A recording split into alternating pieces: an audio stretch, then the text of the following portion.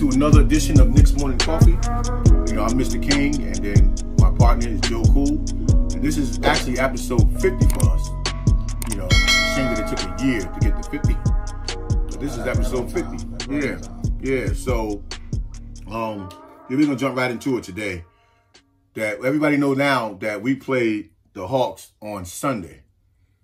And when we did our live the other day, for the people that came in, and we appreciate the people that, you know, came into the live, everybody seems to feel that the Knicks are going to win. And at that time, early in the week, a lot of the writers felt the Knicks weren't going to win. So that's strange to me. Yeah, so we was doing our mini preview of what we thought the Knicks could do by position. And then when you look at it on paper, we don't look on paper like we could probably beat the Hawks that way.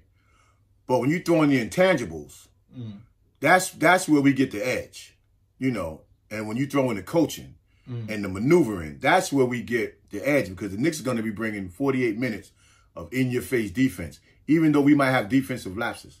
Yeah, I don't believe that neither, though. Nah, Even on paper, the Hawks still don't look that good. Like, I mean, I don't want to sound like a pain. They don't look that amazing. Well, they're going by the Hawks shooters. But again, good defense could eliminate that. And then even in the head-to-head, what I was saying before, it's not coming down to position by position. This series is coming down to Julius Randle and Trae Young. Whoever can carry their team, you know, like Trae Young can go off for 40. Julius can go off for 30, but Julius's 30 will be way more impactful than Trae's 40.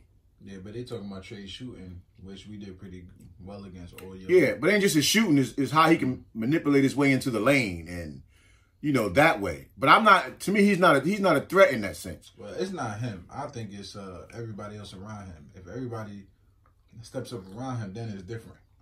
If everybody else comes play already, what happened if Gallinari start bugging out, dropping 30? Capable.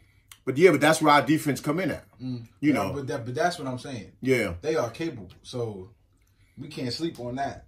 Yeah, but we can rest assured that where we cancel people out. You know, Derek now showing that he can go off for 25. You know, Burke can show and he can go off for 20. Quickly, he can go for 20. Like, and this is in the same game. Well, we also got the best coach of the year, so. Is it official? I don't know. I seen it on official tells us official. Yeah. He's a finalist, and rightfully so. Yeah, finalist. Okay. Yeah, and rightfully so. So I was just thinking about, too, last night, and to me it's just simple, because it's not the fact that we beat them 3 games to say that we can handle them that way, but I was thinking of what simple 3 keys to the game, like, can we do to, like, help us secure the victory in the series. And then for me, and that's for every team we play, close out on the shooters with anticipation. You know what I mean? Like, you still guarding your man, but you gotta have that locked in thing with your own man, but you gotta know at any given time that ball could be kicked out. And those are the times where we seem to get in trouble when that happens. You know, we close out too late at times. And then that's a lot of times when we end up getting those fouls on the shooter, even when you're coming down in their airspace. You know, even if you didn't physically foul them, because now you're running out there reckless, and they either hit you with the pump fake, or you end up landing in their spot, you know, underneath, and then we end up getting in trouble that way. So that's a big thing. That's not even a little thing. That's a big key to the game for us. And then 2, for me, is we got to win the rebounding battle. We have to win the rebounding battle. Yeah, that's the part we struggle at. Yeah, because we can't let them get the second shots. Yeah, especially offensive rebound. Yeah, and if they start getting them second shots, now all of a sudden your shooters now they real comfortable when they open, and you know what that's going to lead to for us. So it's just little things I keep saying little things, but they're not. But the last thing for me is play your game. You know, go with what got you. Go with what got you here. Don't go try to change it up too much. Yeah, you have to make adjustments, but you can't get caught up in trying to be running with the Hawks. You know, doing their game, because they just jack up a lot of shots anyway. You know, just believe in what got us here and follow Tibbs' game plan. Like we talked about R.J. Barrett. Stay locked in. It's good to have a veteran keep you in check, But you got to stay locked into the game the whole time you're in the game. And even when you're on the bench, be looking to see what's going on.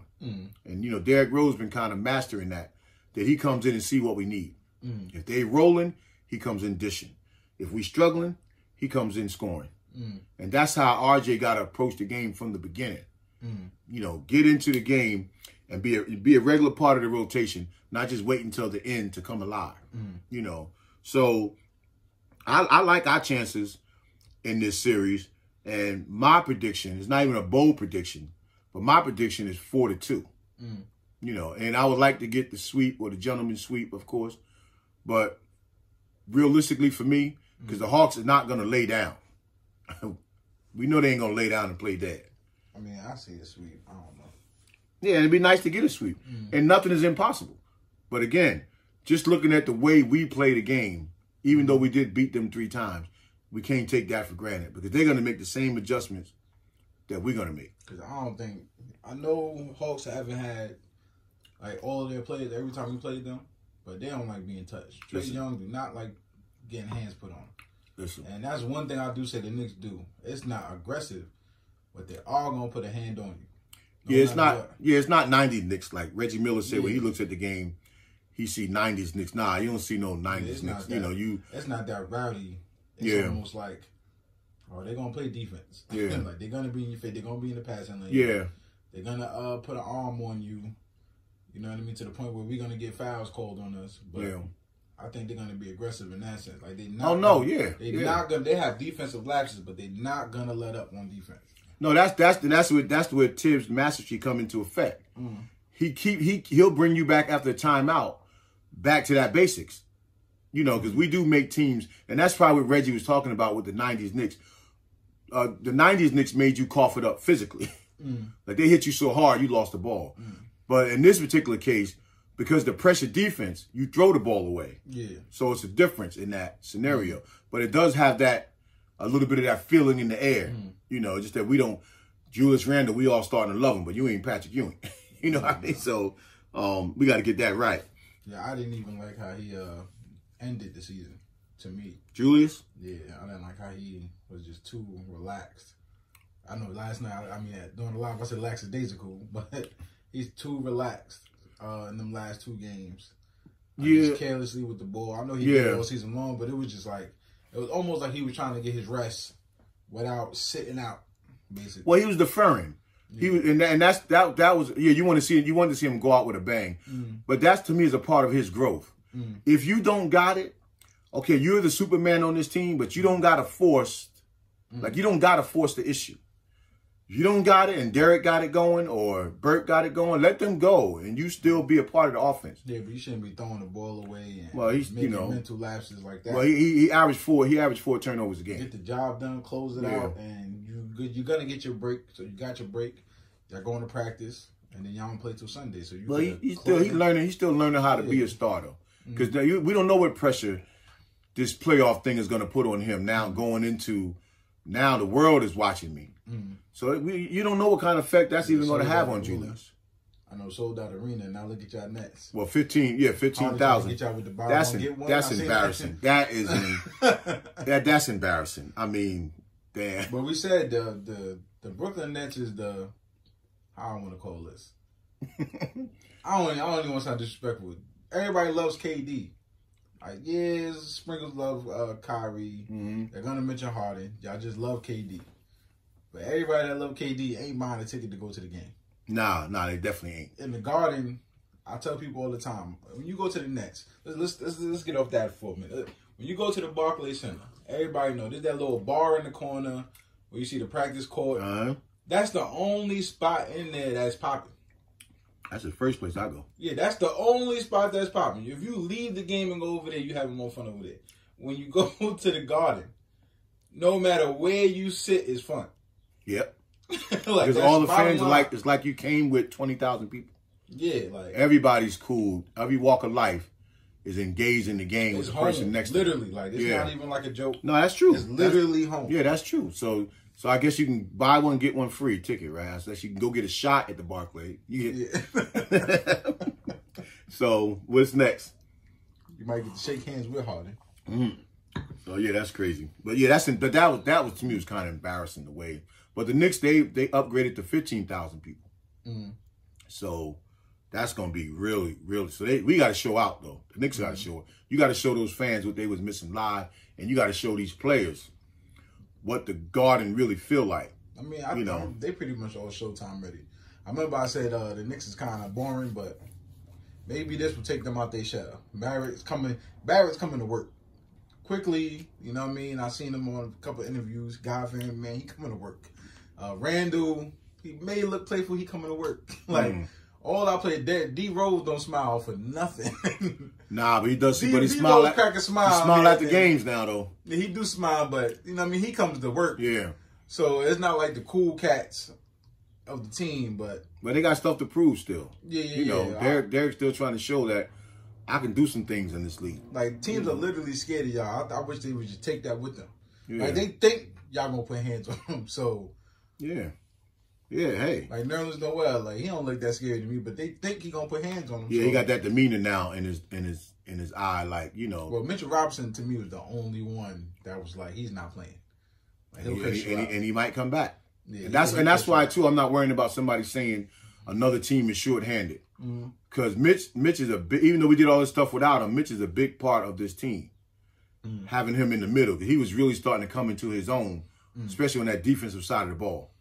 You know, hey. Well, I like I set up a big man because like there's not enough. There's really not enough big men to go around, and I feel like we got the best of whatever's left. Yeah, we had more scoring. There's no Embiid. Yeah, Joker, Anthony Davis. Who else I'm missing? Like all the good big men are on the same teams. To be honest, Lakers go. They got like 2 of them. Yeah.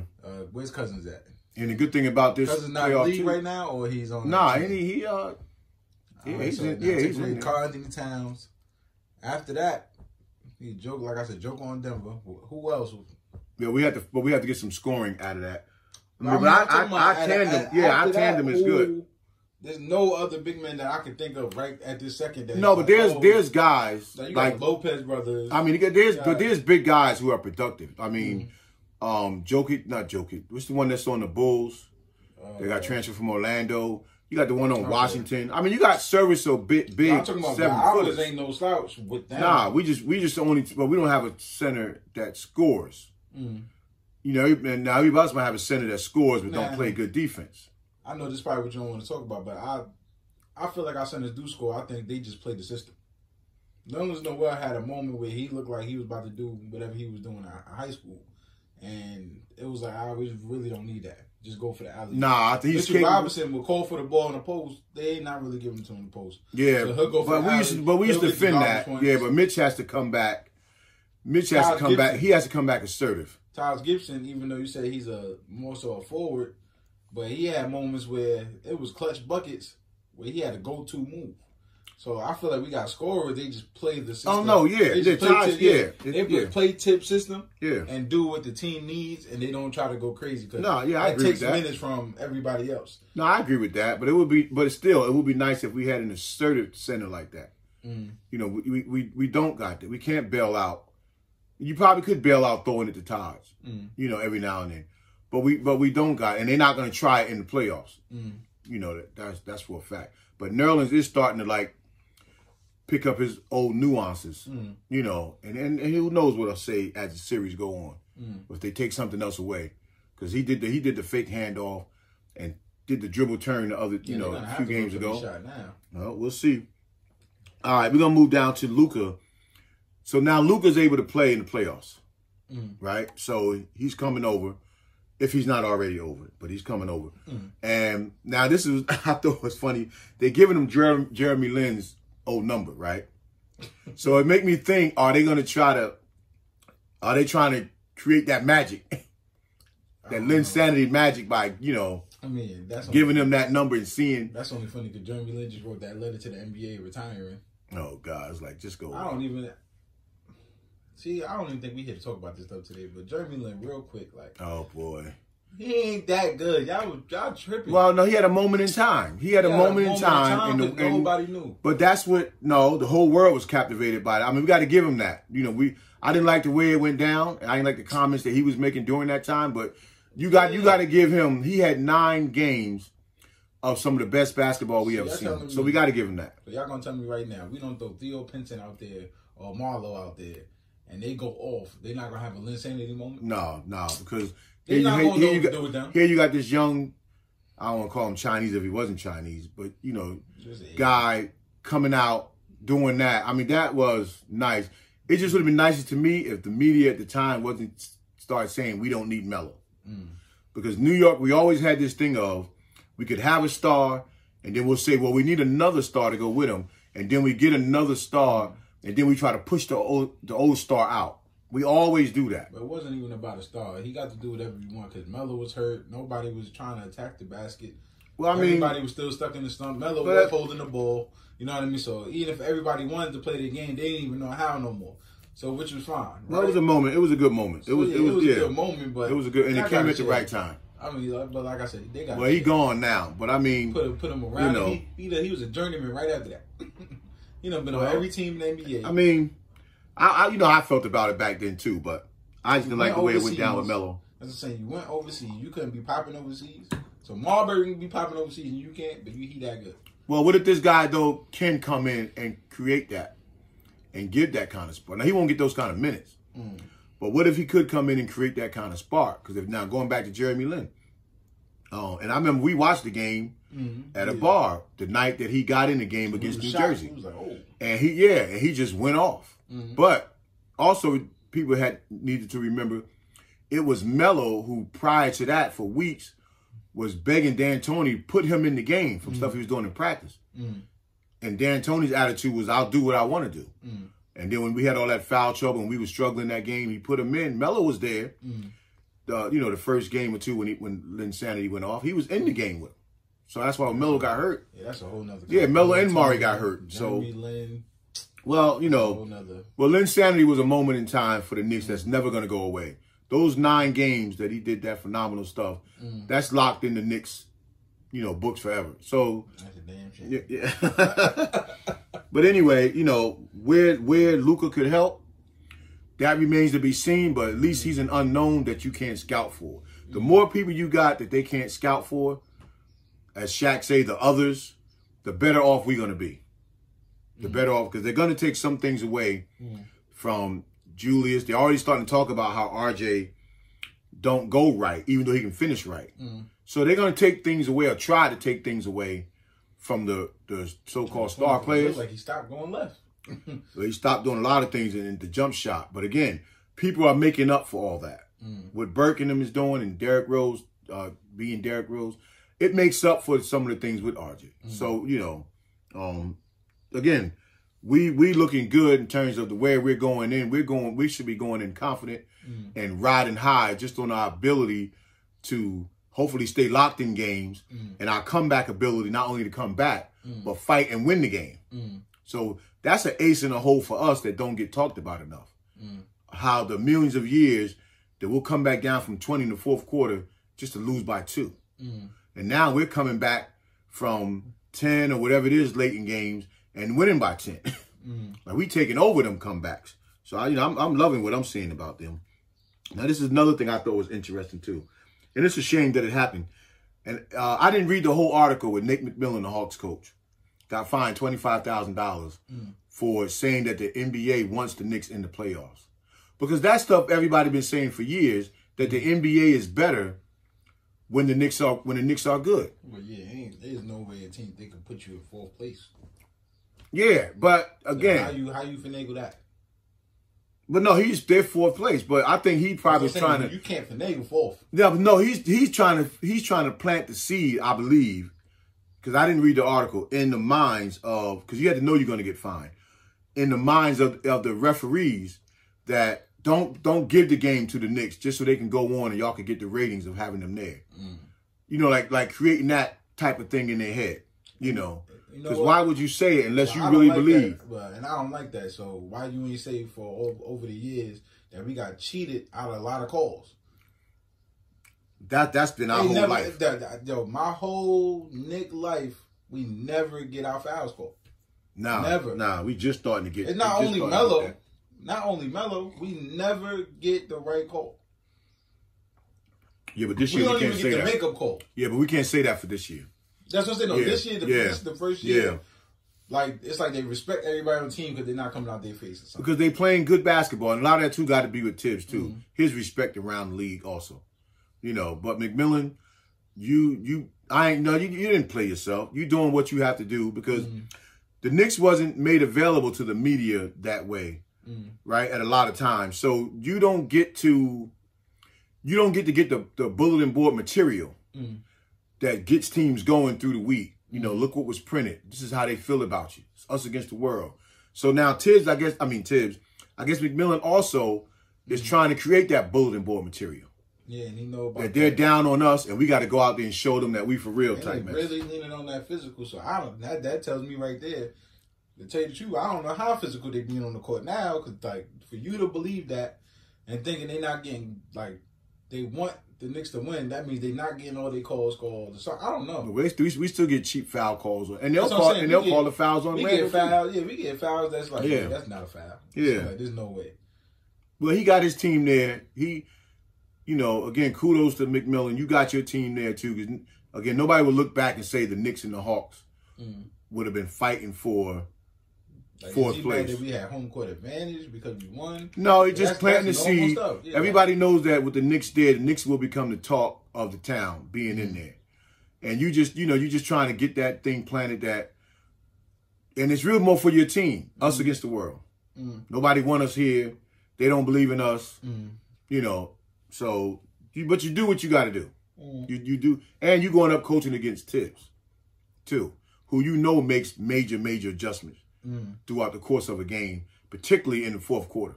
You know he's definitely going to do something different to your defense to get them going. Well, he better not get sweet because then it's going to be like they can't make you get sweet. Listen, nobody can't say nothing about us being there because, listen, I always say if the Knicks get that far, then we're rolling. For us to be that far, we got to be doing so many good things that Atlanta, it ain't even about you. I mean, you got to do what you got to do to psych yourself up. But this is about the Knicks. And even the Knicks, they even got to put us aside. They got to put the fans aside and go out there and take care of their business. So you'll probably hear a lot of, we don't play for each other. I mean, for the fans or whatever. We play for the 15 people in this locker room. Sometimes you got to do that. Because you also, for all the glory you hear, you still hear the negatives. You know.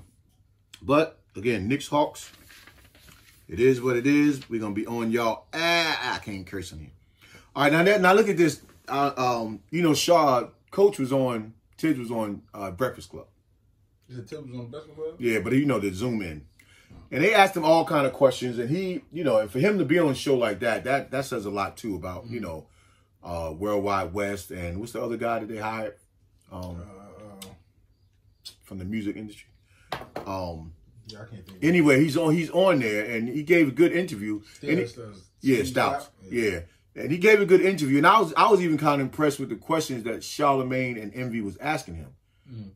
But so they was prepared, and you got to be prepared if you're going to interview a guy like Tibbs. I didn't even see that. Yeah, I watched some of it, but now the thing had me cracking up was, Charlemagne, and he was asking questions to Tibbs, but it's like they started asking him about what do the Knicks need next year to really get us over the hump, you know, to win the chip. Now, y'all had to know from Magic Johnson's tours around these talk shows how he got fined and the Lakers lost picks. And Tibbs was smart around it, you know. But why would y'all put that man, and you kept pressuring to try to get an answer, why would y'all try to put that man in that position to get us fined and losing picks and all that type of stuff? Well, like, they probably don't even know. No, they know. Listen, they've had Magic on them show themselves where they talk about it and laugh about it. So, in the midst, and that'll make a coach don't want to come on your show. You know, because if you slip up, you know, you might not be thinking at that moment. And you slip up and say a name, the league is on you the next day. The next day that thing airs, they finding you and we taking away some of the future picks that we got. Current picks. So something like that could take away a first-round pick from this year. That's how fast that stuff happens. So speaking of that, I don't know if we mentioned that, but that's crazy because Tibbs is the only coach so far on the Knicks that don't got a show on MSG. Yeah, he don't. And I don't know if that's due to the pandemic, but I kind of like it that way. No, because it could have been a Zoom show. But again, that might not be his thing. He probably. I mean, it don't have to be Zoom because they gotta go to practice, so they gotta. It might not be his thing though. You know. I mean, I kind of like it that way because I think they were using them shows against them. Because like I remember with the triangle, I forgot what coach was that. Was that Woodson? And it started with Fisher. Yeah, and I was like, why are they even showing this? Yeah, showing people how to. And we was running it the same way we was running on the show. We was Yeah. running it in the game. Yeah, because it was somebody that said, I don't know what show, somebody's thing. They were saying when y'all was running, when the Knicks was running the triangle, we were just sitting back waiting for it. And, you know, to pick it off. Because they wasn't even running it right. Yeah, no, first of all. Yeah, so we played. played. Shaq saying they got to be smart people on the court. To like, you got to really know it's like options. It's like a read and react kind of thing. Well, what's the name was saying that. He just didn't. Sorry, Phil Jackson was saying, and that's one of the reasons why they drafted Ntilikina. He was saying we got to get learners, like guys that can, you know, learn the, you know. But for all the great the so-called triangle was, Jordan and Kobe, they did their best work going off the triangle, waving that mess off, you know. But it helps the other guys. It don't help the star. It helps the role players spread out, you know, and be a part of the game. Yeah. So we played Sunday. So it's 2 home, 2 away, and then the 1-1. So I was glad they didn't go with the way they do in the finals, the 2, 3, and 2, because you would mess around and lose 1 at home, and then the other team goes home for 3. So I'm glad that they're not doing that format. You know.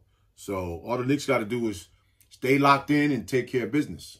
You know? All Knicks got to do is sweep. Don't go to Atlanta and start going to the strip club. Nah, you know he ain't playing that. You know Tibbs ain't playing that.